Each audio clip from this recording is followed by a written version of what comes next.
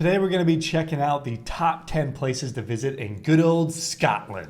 Gotta be some nature spots, because that's like the best nature in all of the UK, right? Up in Scotland, I don't know if right? that's a debate or not, but I would think from what I've seen, it's got to be the best nature, We right? got the famous, we saw this one in the top 10 UK video, the troll's hand, I don't remember what it's called, the hand fingers, I don't know. One of these places in Scotland is where Khaleesi in Game of Thrones, then the Dothraki came over the I hill. think it's this one, because I just watched that part recently and I saw the little pointy thingies. There we go. So let's do it. Here we go. Guys, my name is Ryan, and last summer I did a road trip around Scotland, and I want to show you my favorite Oh, you can get on places. top of that So thing? here's That's my pretty cool. Scotland top 10. He's really running If you for want it. to go fast back guy. in time and feel like you're in a fairy tale, Oh. it's easy to see why so many legends Wow. and popular books such as Harry Potter have been born here. It's truly one of the world's most enchanted places. So for our first location, we're going to visit the Old Man of Storr. Oh, nothing. Now, the Old Man of Storr is located on Is the it about Isle an of old Skye, man? which is about a 5-hour drive from Edinburgh. It's one of my all-time favorite rock formations. I felt like I was on the set of Game of Thrones. When you drive to the store, you can see it in the distance, and it gets you like so pumped. Whoa. It's just such a cool rock formation. Point Now, that to out. hike to the Old Man of Storr, it's about a 4-kilometer walk. You'll go through some conservation gates, and you'll reach the infamous rock pinnacles. I went there for sunrise and sunset, and both occasions were absolutely breathtaking. When I was there, crows were flying around the rocks, and there was just some sheep running around. I mean, it was so magical. The legend of the Old Man of Storr is supposedly Man, a giant lived there a beautiful. long time ago, and when he was buried, his thumb was left sticking out of the ground, creating the mystical rock formations. When you go there, it's easy to see why it's one of the world's most iconic rock formations. I have to say this is one of my all-time favorite places, and I recommend Is that the every trail right there, like right next to that like rockfall area? Is that the trail that you just climb up that? It must be. It must be. That's That's cool. pretty cool. I Or it's a have- goat trail that we'd get Yeah. on, and then we'd be like, wait, why is this trail super sketchy? Happened in Iceland. say this is one of my all-time favorite places, and I recommend everyone to see it at least once in their life. Just a few Oh. minutes away from the Old Man of Storr, there's a breathtaking waterfall called the Meout Falls that cascades down into the ocean. There's also a nice viewpoint where you can get a great view of the waterfall. There's also just beautiful sea cliffs in the area. One of the most famous that's is really Kilt cool. Rock, which looks like a kilt that descends down to the ocean. On the east side of the Isle of Skye, there's just such beautiful coastline there. So after, we're going to head over to another one of Scotland's most iconic locations, to the Glenfinnan Jeez. Viaduct. Oh, the Harry So Potter it's located at the bridge. top of Loch Shiel in the West Highlands of Scotland. It was completed around 1898. So it may look familiar because it was featured in Harry Potter. You'll see the train going there when it's heading to Hogwarts. So when I was there, Oh, I that's wanted way to taller get than I close expected up it to the be. bridge, so I walked underneath it, and I was just shook by how big it really was. I mean, those arches are just massive. So after, I hiked to a Oh, good there it is. vantage point where I could see the famous train go across the viaduct. I mean, it is just such a magical place. The backdrop of Loch Shiel is absolutely stunning, and definitely recommend visiting there. Alright, so after Glenfinnan, we're going to head over to Edinburgh. Now, if you want to go back in time, Edinburgh is Oh, that's a a cool looking must. city. Edinburgh It is is. the place where J. King Rowling was when she wrote Harry They got a subway over is a there. must. Edinburgh is the You city cannot where escape J.K. Rowling American was fast when food. She wrote Harry Potter. So when you're going to go there, you're going to get all sorts of magical What the inspiration. heck? When I You first started solo floating. traveling, Edinburgh was one of the first places I've ever went to. It's this medieval old town with intricate neoclassical buildings, cobblestone streets, and Doing a beautiful handstand in the gardens. street. The iconic Edinburgh Castle overlooks the city and is home to Scotland's Oh, that's crown so cool. jewels. When I was there, I didn't go in the castle because it was so crowded and I didn't really feel like spending money. Yeah, look at that Kinda regret it, line. but Yeah, that definitely happens to us a recommend lot. There'll be like a big thing you gotta go to, and we're vlogging where we are, and then the line's super long, and we're like, oh, I guess not this one. The thing Florence Cathedral was like, it was a line circling around the whole dang place. We didn't go in, unfortunately. It looks Yeah. very cool. checking that out. One of my favorite places in Edinburgh is Calton Hill. It's just a short walk from the castle and it offers a beautiful view of the city. They have this really cool national monument there, these really cool pillars. All right, so while we're still in Edinburgh, we're going to head over to Arthur's Seat. Now, Arthur's Seat is located in Holyrood Park and is just a short walk from Edinburgh Center. Now, Arthur's Seat is an extinct volcano that has an elevation of 823 feet. Yeah, when I was there, I just saw Arthur's Seat from the distance, and I was like, okay, I want to hike it because I wanted to get a view of all of Edinburgh. So anyways, I made the hike up.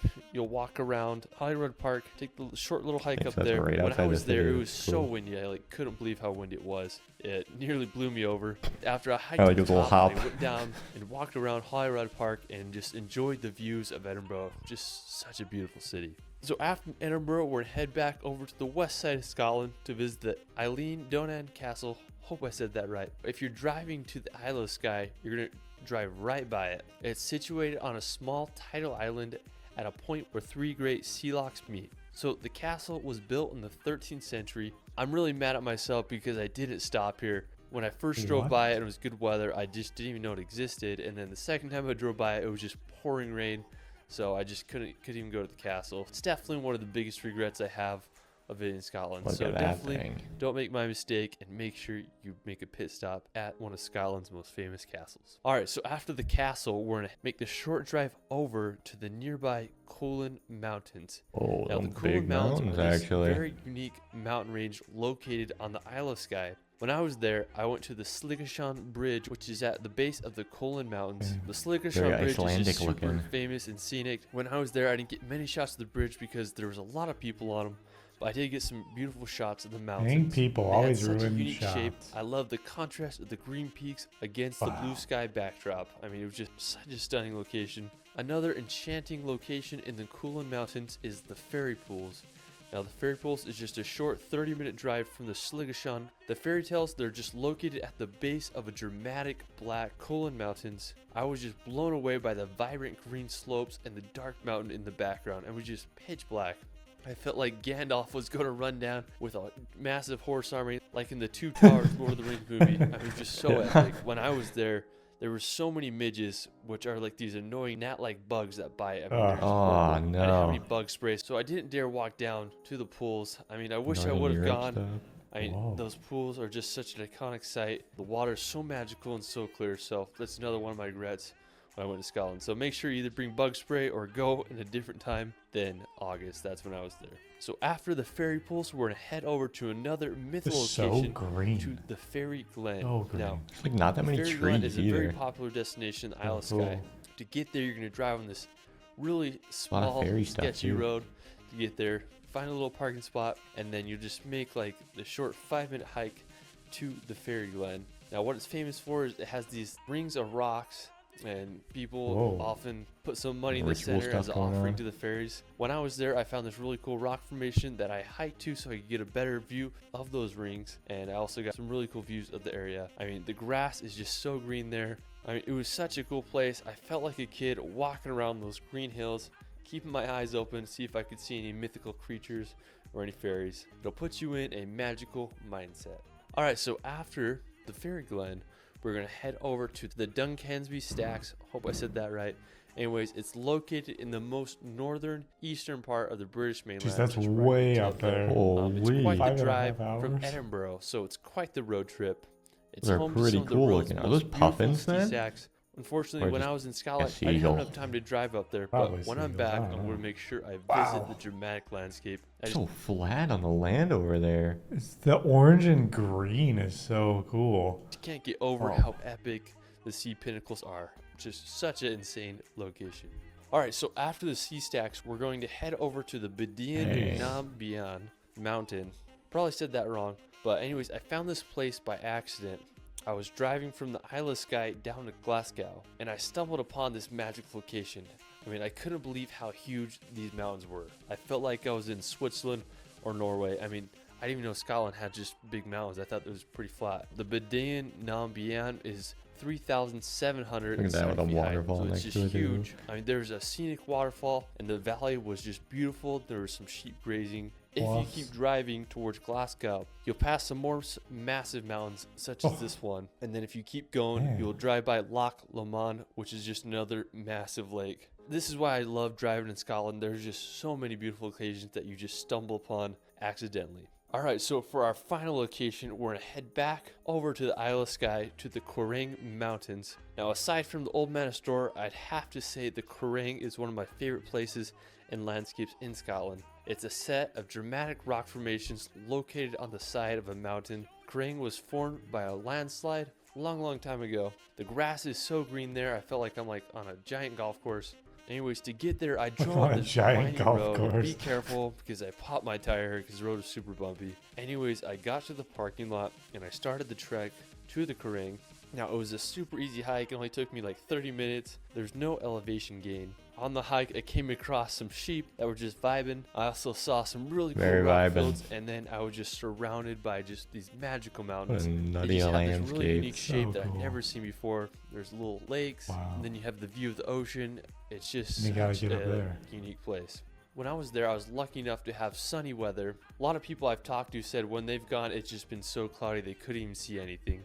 So I feel pretty fortunate about that. The Quiraing is just such a beautiful area that offers great hiking trails and just some of the world's most outstanding views. All right, so that is it for my Scotland video. I hope you guys enjoyed Scotland, it. surprising Scotland one is- there. Lots of stuff actually. Green as can be. My gosh, in real life, I bet it looks just so Yeah. cool because everything looks cooler in real life when you go there. And it's crazy that having this sort of landscape, but I mean, this shot right here, there's not a single tree there. So it's just, you can see so far and like, it's just a straight green blanket. We've been to Iceland a few times now, and it really has that Icelandic feel, like Mhm. that just otherworldly look to it, like places you don't see normally in other countries. So dang cool. Scotland's on the dang bucket list. We got to road trip that mother. If we ever make it to the UK, we are visiting dang Scotland. See you in the next one. Bye.